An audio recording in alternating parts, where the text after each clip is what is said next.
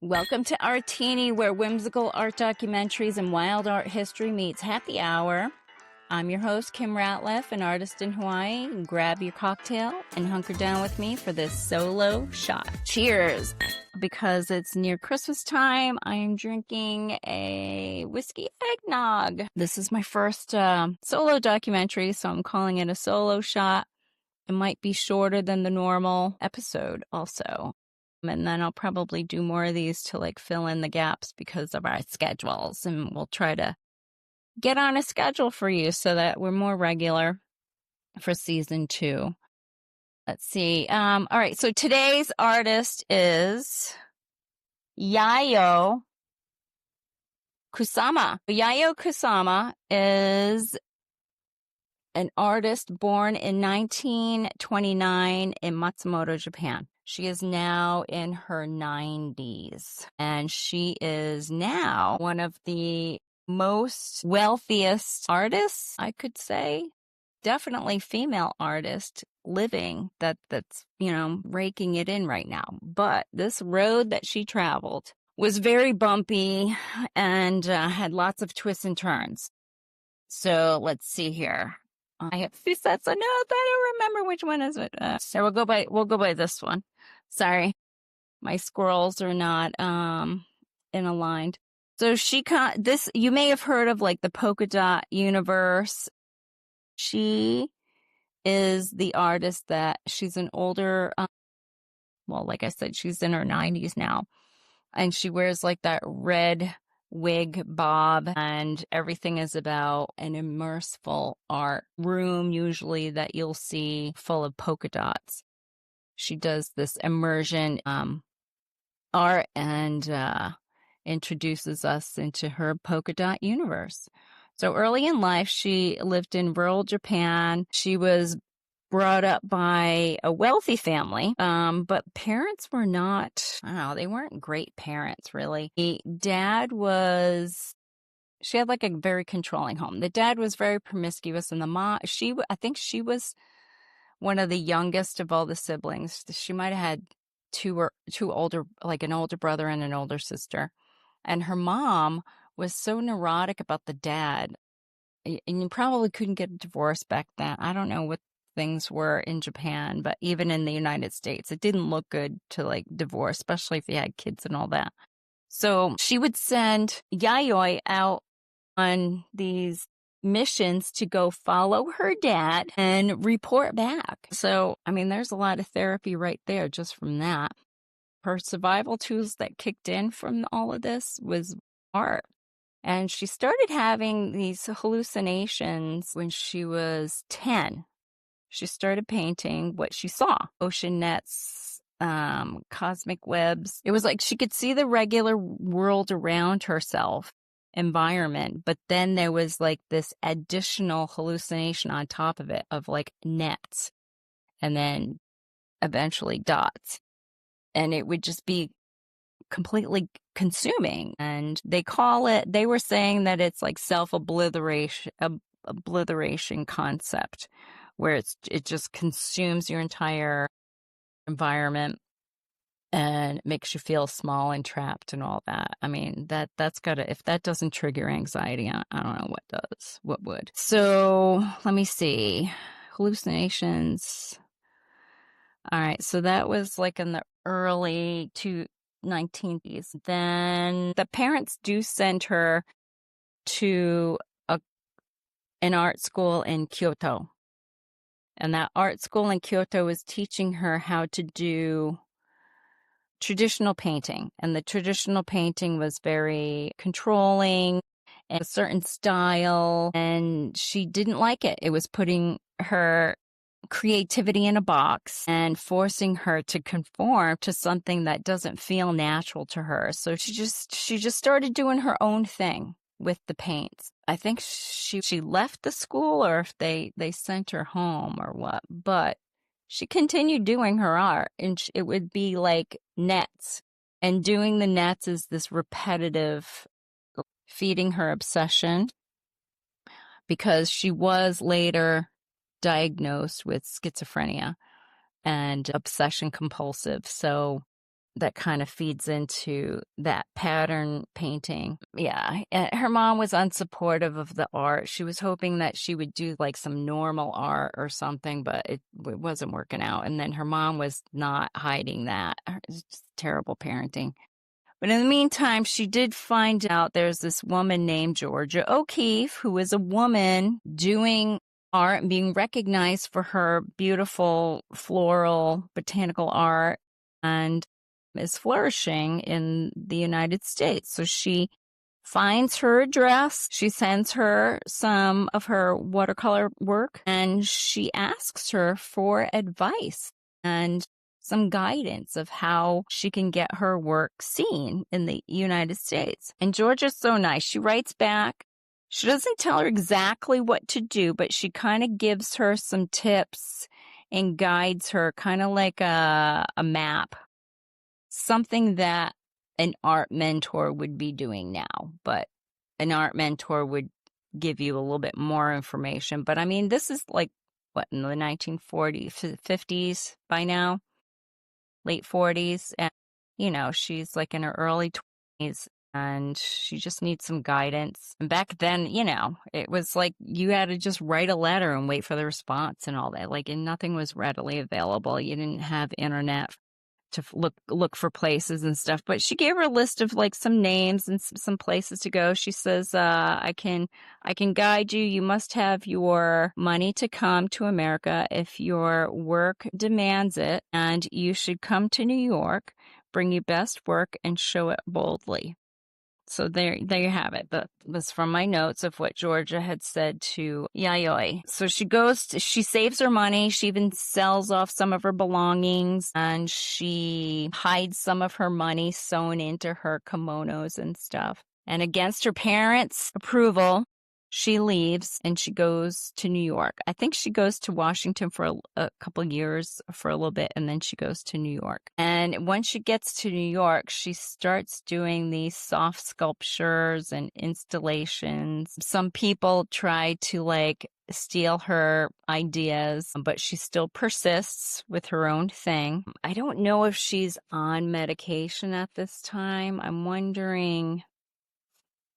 They don't talk about her medical treatment since the schizophrenia. But anyway, she's in New York. She's doing it. She's shown some of her work. But it's still very hard and difficult because A, she's a woman. B, she's a foreign woman and then a young woman. And then C, she's got a language barrier too. I'm guessing at least like broken English. So it's got to be hard and not a lot of money. So I don't even know where she's even staying. They didn't really talk about that. But she does sell enough work to like get an apartment. And then she starts in the 1960s participating in, what do you call it? Let me see if I wrote the word down. I know. Welcome to perimenopause. Performance art, I guess you can call it, protest, anti-war stuff. And I think it was triggered by John Lennon and Yoko doing their sit-in their bed naked or whatever. So then she took it to a whole nother level. She got with other anti-war people and artists, and they were body painting. She was body painting. Everyone was naked, but she's body painting her dots on everyone while they're holding signs and yelling about anti-war and all that. And then she started losing her credibility in the art world because of this. And then her mental health takes a downfall. She decides she doesn't want to be in this world anymore. And it seems like she had survived a fall out of her apartment window. And I think it was 2 floors. I don't know if it was more than that. It might have been more than, I don't know. It was 2 floors, I think. And then after that, in the 1970s, because I was 60s, early 70s, she goes back to Japan and she enrolls. I don't know if it's enrolled. What's the word here again? Menopause. What's the word? She signs herself into a mental hospital voluntary residency, and they can see that this art is her therapy, and so they lean into that because it does keep her busy. It keeps her more moving forward in this creativity that she loves. They create a studio next door, so she spends a whole day in the studio, and then she goes back at night to the mental hospital, has her breakfast, dinner, sleep, and then wakes up, have breakfast and all that. And they do, whatever meds or whatever. And then she goes there back to her studio for the day, which is pretty cool. But she's evolved her art from just painting to actually painting a room, and not just painting a room, but like building things like, I don't know, it could be like mushrooms and stuff. And then it's immersion. I know, I've had too much of this eggnog. It's an immersion experience. In her latest works, she's actually in the photos or in the videos where she's actually in the environment. Let's see. Yeah, so her legacies are these infinity rooms, global fame now. She's the most successful living female artist. Keyword is most successful living female artist. She has turned her mental health traumas into art. She introduced repetitive art, and this repetitive art is grounding and therapeutic. I think this is possibly the first major introduction and understanding into art therapy as part of mental health. Yeah. Oh, and there's this little snippet here before I forget so because of her mental illness and all that, she did not have romantic relationships, but she did have one. The one that counts is Joseph Cornell, American avant-garde artist, famous for his poetic shadow boxes. They met in early 1960s in New York. They're both outsiders, both obsessive, both deeply uncomfortable with physical intimacy. So immediate emotional connection and very little touching and very big feelings, these two. And they were able to find companionship with each other because they have all of this in common. They would call each other every day. It was deeply romantic emotionally, largely non-sexual. It was based on they did a lot of walks, daily phone calls, written letters, and shared loneliness and experience in general. And I think he lived with his mother. And in my notes here, it says Kusama described him as the one person who understood me. I mean, at least she found that one guy. That's all we ever really want, right? Let's see. Yeah, Cornell lived with his mom. Yeah, and then Kusama still was struggling with hallucinations and trauma at that time too, and together they made quite a couple. It was like a strange orbit that just worked. And why it never became normal, I wrote here. Kusama had severe anxiety about sex, childhood trauma, fear of physical intimacy. Oh yeah, there was a thing about the nets. It was a thing where I don't think she actually drowned. I think it was a fear of something that had happened. I don't know if she was in water or an actual fishing net or something, but that's where that came from. So I'll put the link for this video. I think it was on Prime Video. And then Cornell was asexual or sexually repressed, socially withdrawn, intensely private. So, they had a very childlike relationship, I guess you could say. And then Cornell dies in 1972, and Kusama is devastated, and that's kind of what triggers her to leave New York and go back to Japan. And then she's just so distraught and all that, I think. I don't know. They don't talk about any specifics that made her sign herself up for the voluntary residency, but she does, and she does need it. And it was a good move on her because they leaned into this art and they let her continue the art, and they could see how it was helping. Anyway, their relationship was platonic. They were boyfriend and girlfriend and stuff. And then when he died, it was bad. Other than that, I think that's everything. My closing questions real quick. We got, would you hang out with this artist? Yeah, I think it would be interesting to hang out with her for an afternoon and see how she works and see how much she would want to talk about her artwork. What do you think about what would you think their studio vibe is? Well, I mean, I think they show it. It's actually art installations are in her studio, and then they just collapse it down and transport it to other countries for exhibitions.